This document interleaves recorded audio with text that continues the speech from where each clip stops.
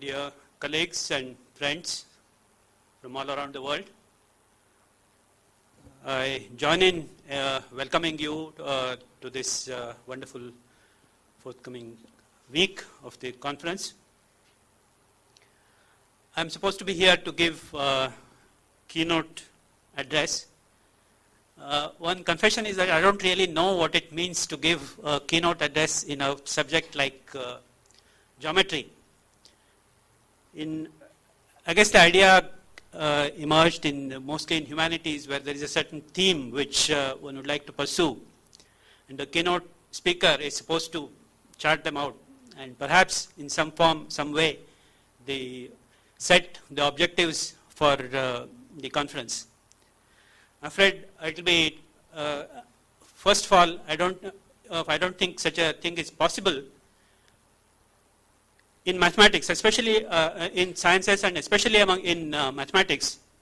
Mathematics, as has been noted by eminent people, kinds of spreads all across, even unlike physics and biology and so on, where they have definite objectives, short-term objectives in some sense, though not as definite.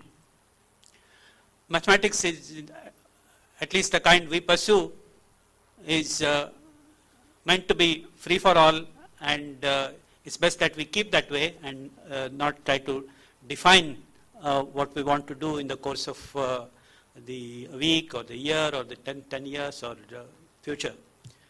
And I do hope this sense of freedom that we have does lead to a very fruitful activity, fruitful interaction between various individuals in following the same theme.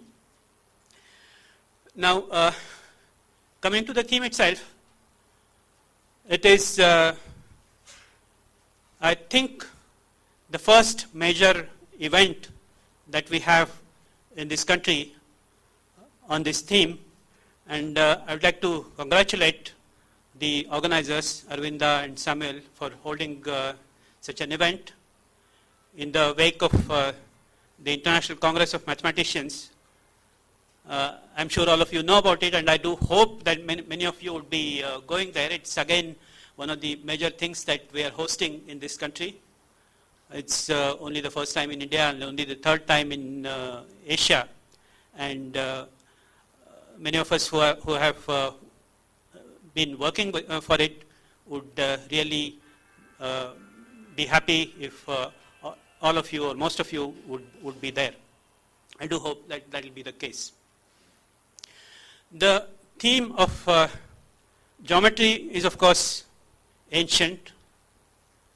I don't think there will be any point in trying to trace it.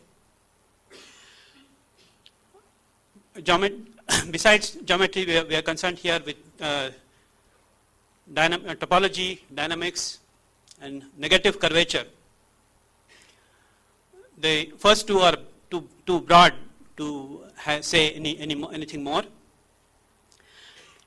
Dynamics, of course, once again has a long history, but I think coming to the community that we are meeting here, it has a certain connotation which sort of goes back to maybe 2 centuries, something like that. It's of course like a river, like the origin of a river, origin of a subject is also fairly difficult to define or trace. But certainly go back to Hadamard, Poincaré, and so on. And as over the century, there have been many changes, and many aspects. And I should perhaps be somewhat rightly be proud to be a person in this neighborhood, to have sort of been involved or having dabbled with some ideas in the theory. That's perhaps one of the reasons why I am here, as the old man wanting to greet the younger people and I should first say many friends who are around in working in related areas, and many new faces, and celebrate the fact that we are, what we are going to achieve in the coming week. The dynamics and negative curvature are intertwined, as you all know, and I don't need to say too much about the interaction. I mean, I suppose each one of you will have your own perspective of how the two things are intertwined or connected, or and some of it might be manifest in the coming week. And I hope there'll be. I look forward to enriching discussion, and I hope that many of the younger people here will continue to pursue the theme and make this conference a worthwhile event. Let me, I may at this point say a few things about the area with which I have myself been involved. One of the facets is the fact that it's a very diverse object, diverse phenomenon. I must say, when I got interested in this general set of ideas, I was first fascinated by the fact that you have something like the winding line on the torus. So you have the torus, and then if you take a line with a slope that is irrational, then no matter how long you keep going, you never come back. Not only that, you do come back arbitrarily close to the original point where you started, but you don't return to the same point. And as time goes on, the curve fills the torus as closely as you want. Of course, as all of you know, this is one of the simple and trivial things that one knows as a student of dynamics. The fascination or intrigue, I should say, goes far beyond when you come to negative curvature. Now, so the object that I was to study soon enough after that is the geodesic flow on, say, a surface of finite area and negative, let's say even constant negative curvature. Then you know that almost all the geodesics are dense. So not only, there you have the analog of the winding line, but not only that, it's actually all the trajectories of the geodesic flow themselves are dense, which means not only in the case of the winding line, even though you don't come back to the same point, you come very close and you are heading in the same direction. The direction is not changed, so there is still a certain pattern. There is something still a kind of constraint that you have to adopt that persists. However, for the geodesic flow on the surface of constant negative curvature and finite area, so not only you do not come back to the same point, you do come to not only you come arbitrarily close to any given point on the space, but you can be you can be approximating any given direction and not be constrained to any direction of the origin or any particular direction. And this is not only that such curves exist, but in fact, almost all of them, almost all the geodesics, almost all the geodesics with the and almost all initial points, you have the property that the path will form a dense set of the unit tangent bundle. There are two additional features of this which I want to emphasize as something I find very fascinating and crucial. One is the continuation of the geometric issue itself.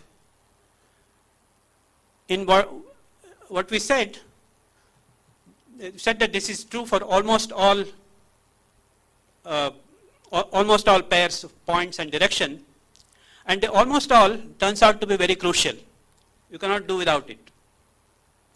And not only that, the more you think about when this is going to hold, the more it seems to become complicated. All of you are, of course, familiar with periodic points. So there are going to be trajectories which are periodic, which will in fact come back. Then there happen to be points for which the trajectories just go off to infinity. You do not come back. I mean, of course, if the surface is compact, then you don't have such a possibility. But so long as it has finite area and it can still be, it can be non-compact, there will be trajectories which will go off to infinity. So there's a certain kind of exception. Apart from that, then there are trajectories which stay bounded. Even if the space is non-compact, there will be trajectories which stay within a bounded region. And it turns out that this happens not in some exceptional way, but in a very robust way. This phenomenon is seen to happen. Well, as you know, existence of almost all of these trajectories being dense is again related to another area or phenomenon, namely the ergodic theory. The fact that the geodesic flow is ergodic is by now the more or less standard way of proving that almost all orbits are dense. Though initially there were other ways which were pursued, like if you go back to the ergodicity, as you would know, to recall some history, goes back to the paper of Hoff in 1939, and some particular cases were studied using symbolic dynamics, for instance, and in the case of the modular flow, that is, if you take the Poincare half plane and go to quotient by the very familiar group of subgroup SL2Z, the group of integer matrices with determinant 1, then this acts on the Poincare plane, and then you have the modular surface with some singularities that you would all know. And the modular, the geodesic flow associated to this, that is the flow on the unit tangent bundle of that has two things. Firstly, somewhat slightly longer history in some sense, and secondly, a very deep connection with Diophantine approximation, which is again another age-old area. And so perhaps one of the things that I might recall, just to have a historical perspective, is it was Emil Artin in 1924 who showed that there exist dense trajectories for this flow, simply by looking at, first of all, with each trajectory one can associate the endpoint. You know, in the upper half plane has the real line as the boundary, and so if you take any geodesic, which is a semicircle starting at some semicircle orthogonal to the real line starting at some point, then it has an endpoint. So it turns out, I guess many of you would know, that there is an intricate connection between the orbit behavior of the geodesic flow of the particular geodesic path that you trace, and the Diophantine properties of the endpoint. And the endpoint is a real number. You can think of its continued fraction expansion, and it turns out that the continued fraction expansion can tell you a lot about the behavior of this trajectory. One of the things that goes back to Artin is that if this continued fraction expansion has the property that any block of integers, any block of positive integers occurs somewhere in the expansion. So you have the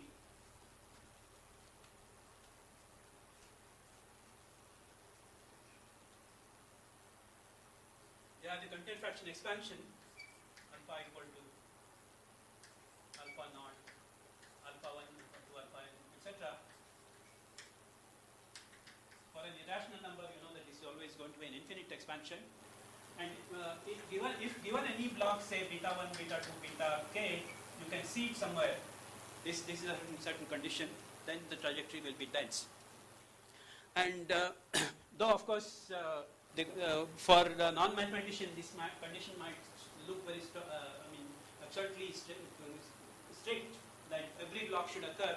We know from with the basic mathematical training that this is in fact a generic condition. So it would hold for almost all the trajectories. So then again the endpoint tells you exactly when the trajectory is periodic, etc. So and this relation with Diophantine approximation has also been a rich source of inspiration for the area. Now the second aspect, apart from this continuation of geometric idea and the Diophantine connection with Diophantine approximation, I'd like to talk about is that now we know that we have seen that so there are almost all orbits are for all. So, let's use a little more notation now. So you have the manifold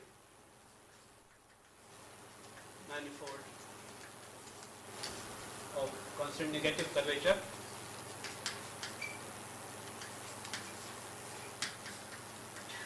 And finite area, finite volume,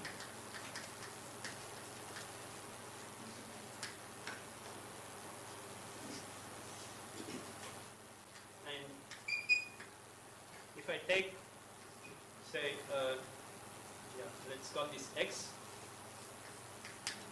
So the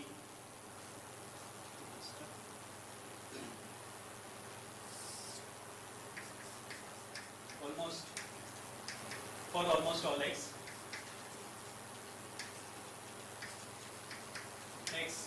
phi t, and if you take t bigger than or equal to 0 is dense.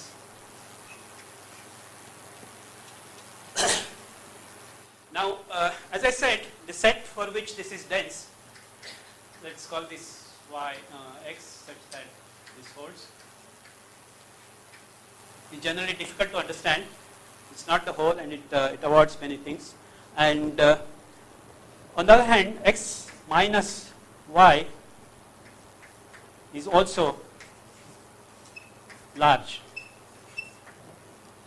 And there have been results on both these themes, themes. I don't want to spend. I don't have much time to spend. And one of the things that a keynote speaker should not do is to eat into people's tea time. So I'll try to finish before that. Saying just a few things about what one knows, what additional things one knows towards both these directions. Maybe I'll just mention some of the more recent things about this. This set, not only it is a set of full measure. We recall that it is this m of y is 1. We will have m as the standard measure with which is normalized to have total measure 1. Okay. Now, so theorem. I'll just recall one of the recent things. This can be deduced from a result of Nimish Shah. So not only y has measure 1, but if gamma is an analytic curve, by this I mean a real analytic curve. So let's say gamma from 0, 1 to S1m, then for almost all t, all t in 0 1 gamma t is in Y. So not only this it fills the space, but if you take whatever little curve segment, then even within that curve segment almost all points belong to the set Y. My conjecture would be same should be true for any C1 curve. Now I am not simply trying to replace analytic by C1 just by fiat, but it turns out that things like the automorphisms of torus, which in some sense are discrete analogs, exhibit certain common features with the geodesic flow, have the property that every C1 curve would contain orbits with contain points with dense orbits. Can I see a duster somewhere? Okay. Now, among the points here, the periodic points have been much studied. All of you would probably would know about Margulis's thesis about the asymptotics, etc., etc. That aspect I'll not touch upon. So now let's look at the another class of bounded trajectories. Now, there's a lot of work on this. So let's call this Z, which is a subset of x minus y. This is large, is proved to be large in various ways, and so I don't think I'll go into detailed statements about these facts. So some of this, I mean, one of the early results goes back to a related thing by W.M. Schmidt, from which I deduced that this set has the property that it's a full Hausdorff dimension. The Hausdorff dimension turns out to be the dimension of the manifold itself. Not only that, it is proved to be a winning set of a certain game that was introduced by Schmidt, and that tells you not only that set itself, but if you transform it by diffeomorphism, it will again have the same property. So, and then countable intersections of the such sets will again have the same property, etc. So, without going into many details, let me just tell you that it's understood to be large in that sense. More recently, there has been work on this theme by many people. The Kleinbach, then Barak-Weiss, Fishman, and in these case papers, what one finds is that this set, which we initially showed to have Hausdorff dimension 1 and being the large in the space when viewed in the space as a whole. In fact, again, in comparison with this, what one would do if you take a set. So if F is the support of what is called friendly measure,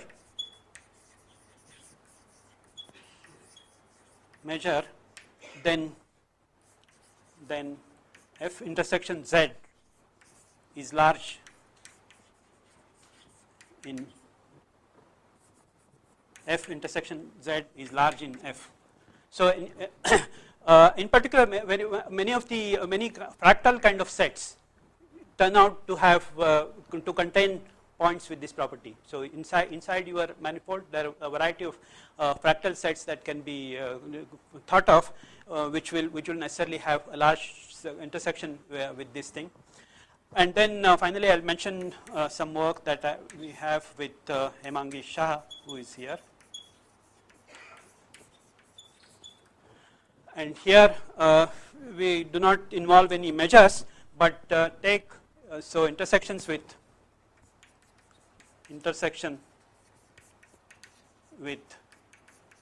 regular totally disconnected sets, connected sets is large. So regular means that the condition regular is defined in terms of admitting certain kind of coverings that I will not go into.